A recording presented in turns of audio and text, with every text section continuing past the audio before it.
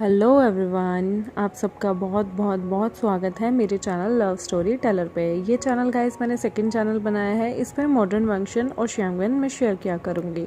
और जो मेरा ओरिजिनल चैनल है BL स्टोरी टेलर, उस पे मैं हिस्टोरिकल श्यांगवन, वंक्शन, हुआलियन, बिंगचू और हमारी वेंजू शेयर किया करूँगी। इसमें मैं मॉडर्न वांगशन, श्यांगवन, मॉडर्न वेंजू शेयर किया करूँगी।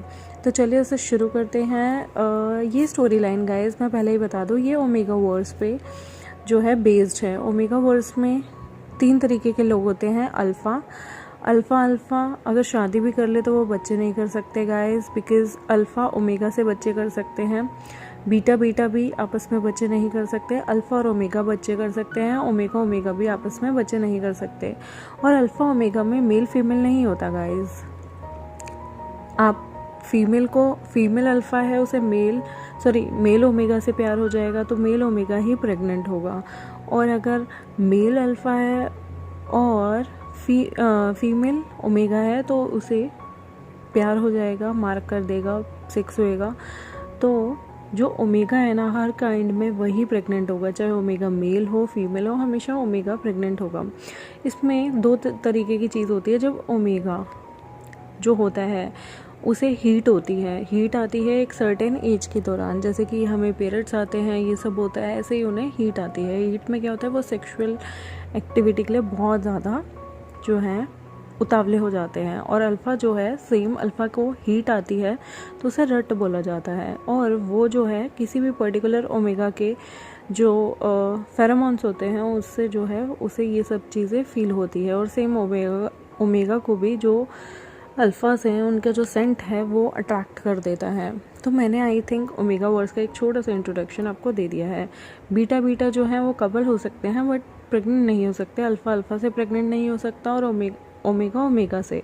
अल्फ़ा ओमेगा के बीच जब भी सेक्स होगा तो अल्फ़ा जो है, जो भी ओमेगा होगा मेल फीमेल, उसे प्रेग्नेंट कर सकता है। ये हमारी वंक्शन स्टोरी गाइस, ये हमारी वंक्शन स्टोरी है। और इसमें जो है लवंगजी जो है बहुत ही ज़्यादा बुली करता है हमारे प्यारे से विंग को। विंग वैसे तो बहुत ज़्यादा दादागिरी करता है, लेकिन हमारे वांगजी को देख के उसकी सिट्टी पिट्टी गुम हो जाती है। तो चलिए स्टोरी लाइन को शुरू करते हैं। ये स्टोरी लाइन शुरू होती है स्कूल टाइम से। जो हमारा विंग होता है वो नया एक स्कूल में आता है। उसके पेरेंट्स नहीं होते और जियांग्स ने उसे अडॉप्ट किया होता है। वो जियांग्स का अडॉप्टेड सन होता है, जो कि बहुत टाइम से मैडम यूजी से पसंद नहीं करती थी और वो बहुत टाइम से जो था ना बाहर रह रहा था। और अभी अंकल जियांग उसे वापस अपनी सिटी ले आते हैं और उसका एडमिशन जो है जंगछा और जियांग याली के स्कूल में करा देते हैं। ये काइंड ऑफ आप लगा लो गाइस, ये अभी भी बड़े हैं। 11th स्टैंडर्ड में जो है विंग का एडमिशन होता है और विंग एक ओमेगा होता है। यह इस टाइम पे अल्फाज जो होते थे उनका बोलबाला होता था। जियांग याली जो थी वो एक ओमेगा थी, लेकिन जंगछा जो था वो एक अल्फ़ा था। और विंग को मतलब दूर इसलिए भी भेजा गया था क्योंकि जंगछा जो था ना वो एक अल्फ़ा था। और मैडम यू कभी भी नहीं चाहती थी कि विंग, जो कि उनका अडॉप्टेड सन है, जंगछा को उससे कभी भी लगाव हो, क्योंकि बचपन में उनकी दोस्ती धीरे धीरे गहरी होती जा रही थी। जियांग याली से उसे कोई डर नहीं था क्योंकि विंग और जो जियांग याली थे वो दोनों के दोनों ओमेगा थे, तो इसलिए उन दोनों के बीच भाई बहन जैसा रिलेशन था। लेकिन जो हमारा जंगछा होता है ना, वो बहुत मतलब वो ना अल्फ़ा होता है और उसकी और विंग की जो करीबी होती थी, मतलब करीबनेस थी, वो भाई जैसी थी।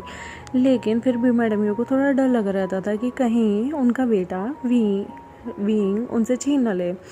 इसलिए उन्होंने विंग को जो है काफ़ी टाइम के लिए बाहर भेज दिया था।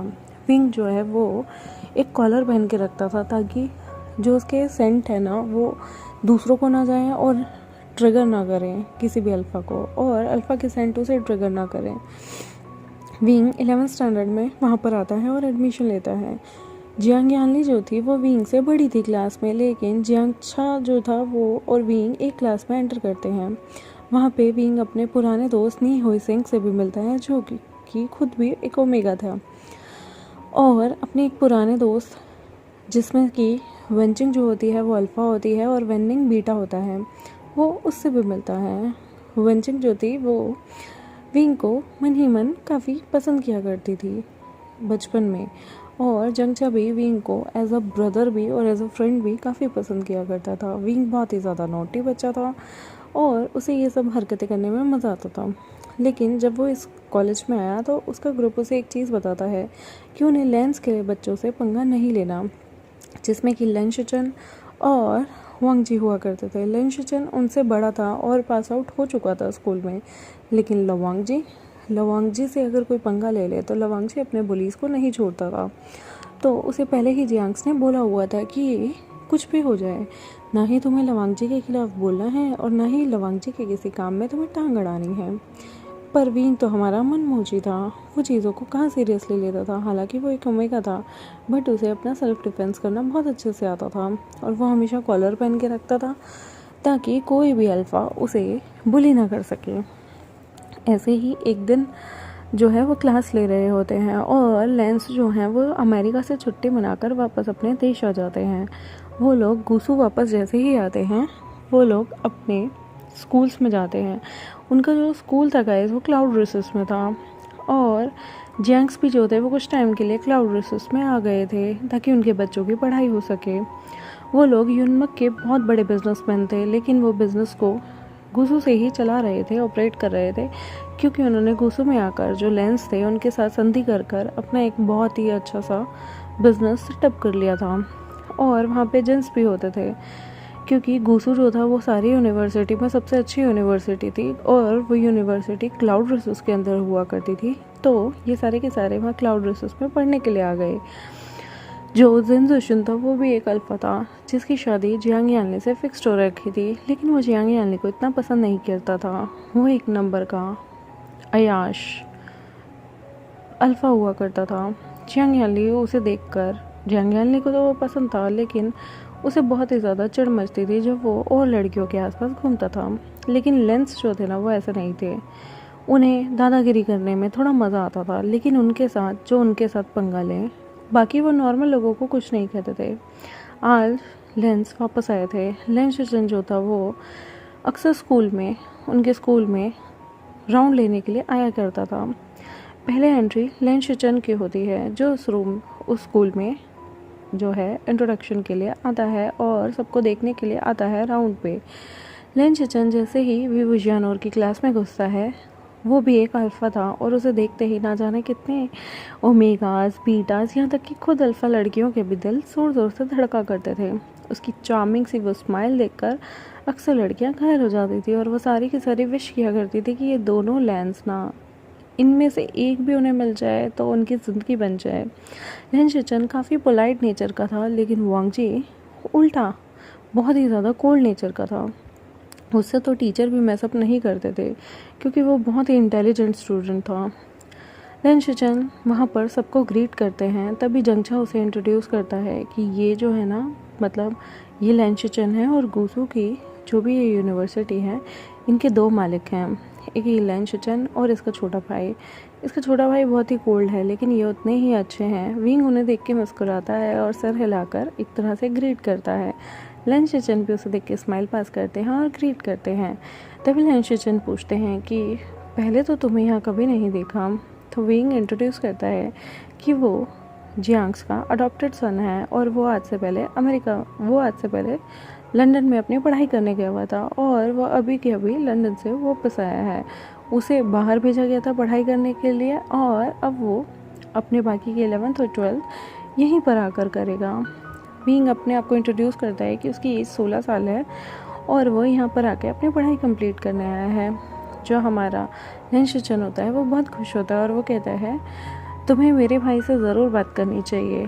लवांग जी को हो सकता है तुम उसके अच्छे दोस्त बन जाओ। वैसे लवांग जी कितने दोस्त नहीं हैं, बट मुझे लगता है तुम काफ़ी इंटरेस्टिंग पर्सन हो। वी विजन को बहुत प्राउड फील होता है अपने लिए कुछ अच्छा सुनकर, और वो अपनी क्यूट सी बने टीथ दिखाते हुए कहता है ऑफ कोर्स मैं उनकी हेल्प ज़रूर करूँगा शिचन का।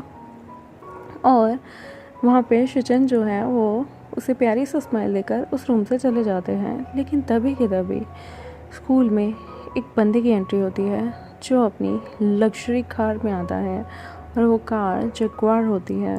वो सबसे ज़्यादा हाईटेक मॉडल की थी। सनरूफ उसका ओपन था, लेकिन लवंग जी को वो चीज़ पसंद नहीं आती थी। वो अक्सर जो है अपने रूफ बंद करके रखता था और वो उस कार से निकलता है और अपनी क्लास के लिए आता है। न जाने कितनी लड़कियां उसके कोल्ड नेचर को देख के मर जाती हैं, लेकिन जब वो उसे देख देख के ज़ोर से चिल्लाती हैं या देख के आहें भरती हैं तो लवांगजी की बस एक ही लुक उन्हें काफ़ी होती है वापस से इस वर्ल्ड में लाने के लिए, और वो सारी की सारी चुपचाप अपने काम में लग जाती है। लवांगजी जो है अपनी क्लास की तरफ बढ़ता है। उसके एक कंधे पे बैग होता है और दूसरे कंधे पे मतलब दूसरे हाथ में उसके बुक्स होती हैं। वो अपनी बुक्स में देखता देखता क्लास में एंट्री लेता है और उसे देख के मैम भी उसे ग्रीट करती हैं। लवांगजी जो है वो सिर हिलाता है, मैम को ग्रीट करता है और अपनी फर्स्ट बेंच पे अपनी जो सीट होती है वो ग्रैब कर लेता है।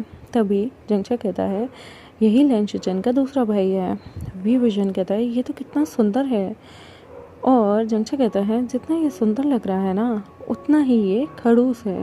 याद रखना वी विजन, इससे डिस्टेंस बना के रखना, क्योंकि लास्ट टाइम जो भी इससे पंगा लेता है ये उसके जो है बहुत बुरा हाल करता है। और याद रखना लेंस का यहाँ बोल बोला है तुम एक ओमेगा हो, ये एक अल्फ़ा है, ये जो चाहे किसी के साथ कुछ भी कर सकते हैं।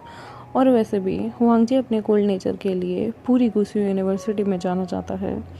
यहाँ तक कि एक बार इसी की लैन क्लैन से शूशे ने, जो कि एक बेटा था, उसने इससे मिसअप करने की कोशिश की थी। उसका जो हाल हुआ वो हम सब जानते हैं। तो प्लीज़ वी विजन थोड़ा सा लिमिट में रहना। वी विजन स्माइल करता है और कहता है डोंट वरी, मैं कुछ भी ट्रबल क्रिएट नहीं करूँगा, मैंने अंकल जियांग को प्रॉमिस किया है। और वो सारे के सारे पढ़ने लगते हैं। आई होप आपको आज का ये चैप्टर अच्छा लगा हो। मेरे चैनल को सब्सक्राइब कर दे, वीडियोज़ को लाइक कर दे और वेंगशन शानवेंग फ्रेंड्स के साथ शेयर कर दें। मैं जल्द ही पार्ट 2 लेके आऊँगी, और तब तक के लिए शुभ रात्रि। सब अपना अपना ख्याल रखें और अपनों का भी ख्याल रखें। Thank you very much, bye bye.